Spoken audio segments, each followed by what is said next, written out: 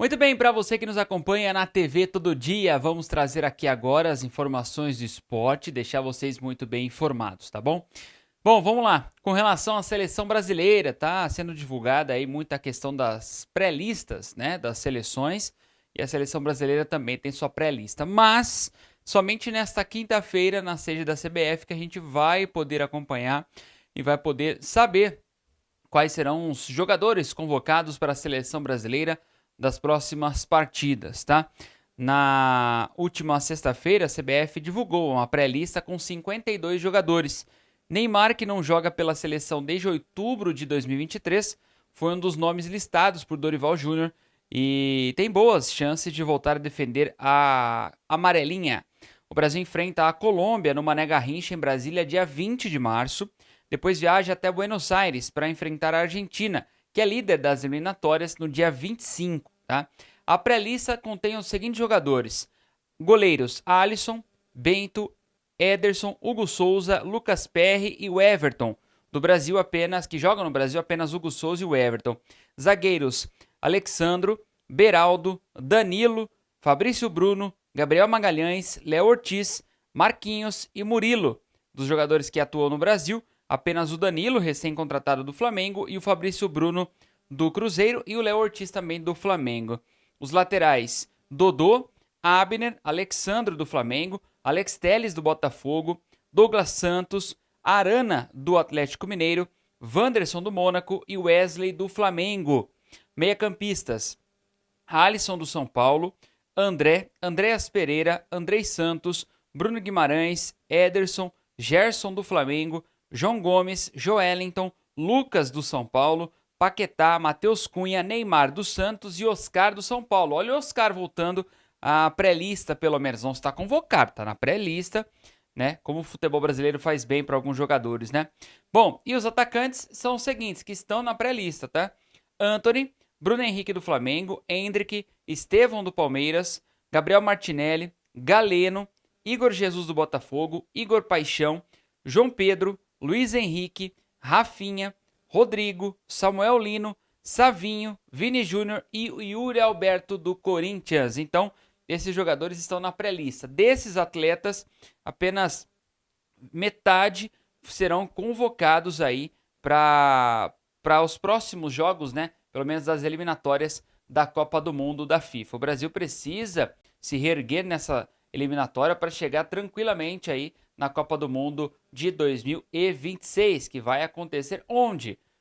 3 países: Canadá, México e também nos Estados Unidos, tá certo? Então, na sexta-feira, a gente vai saber quais serão os jogadores aí convocados em definitivo pelo técnico Dorival Júnior para esses próximos 2 confrontos, contra a Colômbia e também contra a Argentina. Voltando aqui para o Brasil, 2 informações do Palmeiras. A primeira é que o Vitor Roque chegou ao Brasil.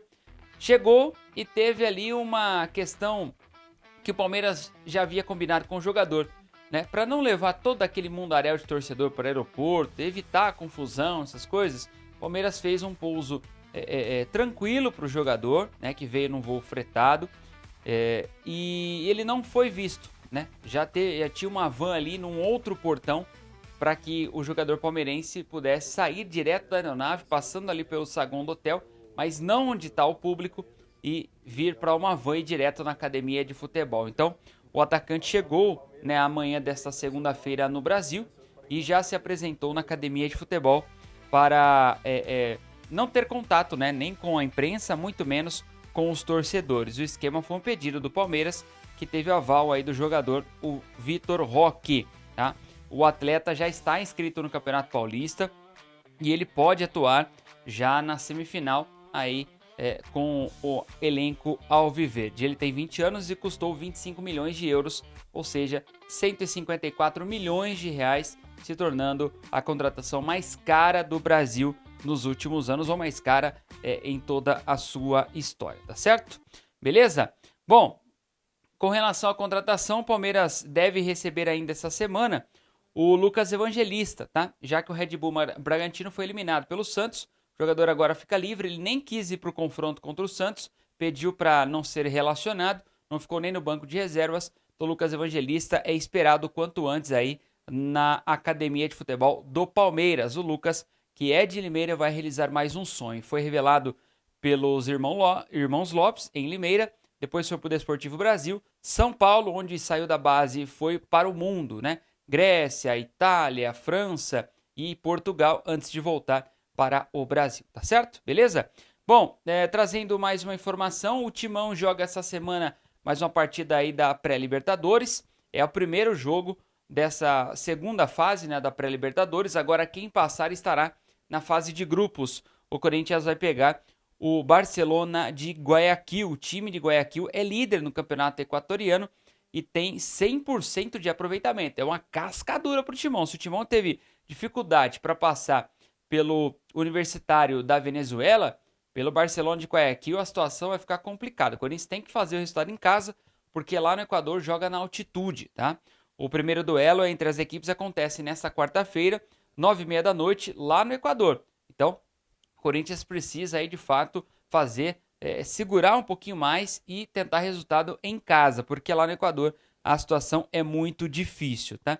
O Barcelona de Guayaquil chega para esse confronto em um bom momento, mas tem muitos desfalques, sem considerar amistosos. A equipe ostenta uma invencibilidade de 12 jogos que vem desde o ano passado. Então, parada dura para o Timão. Será que o Corinthians vai passar de fase? Tem 2 jogos para tentar a classificação na fase de grupos. A gente fala agora sobre as semifinais do Campeonato Paulista que foram decididas e a Federação Paulista de Futebol divulgou na manhã dela, respectivamente. A gente acompanha agora a equipe do Corinthians, que teve a melhor campanha até o momento, recebe o Santos na Neoquímica Arena no domingo, às 18h30. O Palmeiras, que tem a segunda melhor campanha do Paulistão até agora, enfrentará o São Paulo no Allianz Parque na segunda-feira, às 21h35. Bom, como já é de conhecimento, o São Paulo passou pelo Novo Horizontino, venceu a equipe de Novo Horizonte, e havia expectativa dessa partida contra o Palmeiras ser realizada no sábado. Porém, no final de semana, vai acontecer um show no Allianz Parque, o que acabou impossibilitando. O Palmeiras pediu à Federação Paulista para que esse jogo fosse na segunda-feira, para que o Verdão pudesse mandar a sua partida no Allianz Parque. O São Paulo soltou até uma nota dizendo que é contra essa mudança e que, obviamente, acabou nem indo para esse conselho técnico que teve na manhã dessa segunda-feira como uma forma, na manhã dessa terça-feira, como uma forma de represália, porque o São Paulo entende que o Palmeiras foi beneficiado com a mudança de data e que um clássico nobre como esse entre Palmeiras e São Paulo deveria acontecer no final de semana, respeitando o torcedor e não numa segunda-feira às 21h35, tá? Então teve muita briga com relação aos bastidores, mas a federação bateu o pé e acabou acatando o pedido do Palmeiras para o jogo ser na segunda-feira às 21h35. Havia expectativa que, se a federação não permitisse a troca de datas, o Palmeiras mandasse esse jogo na Arena Barueri, como já tem costume por lá. Mas o Verdão quer jogar mesmo com a capacidade limitada do Allianz Parque na segunda-feira, até porque uma parte do palco vai estar ainda montada, então o Palmeiras não vai ter capacidade máxima do seu torcedor, e sim algo em torno de 35 ou de 32 mil pessoas no estádio do Allianz Parque. Então, definidas os locais e as semifinais vão acontecer nesse próximo final de semana. Um abraço para todos, a gente volta na próxima edição trazendo mais informações do esporte.